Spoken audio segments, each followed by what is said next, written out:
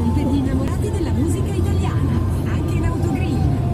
Ti amo. Ti sposo. Allora, nei giorni 1 e 2 febbraio al forum di Io non mi sento italiano, ma per fortuna o purtroppo lo sono.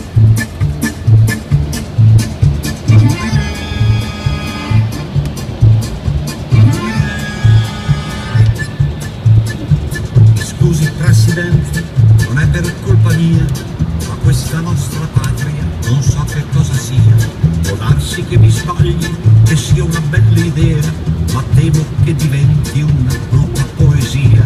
Mi scusi Presidente, non sento un gran bisogno dell'inno nazionale, di cui un po' mi vergogno, in quanto ai calciatori non voglio giudicare. I nostri non lo sanno o hanno più pudore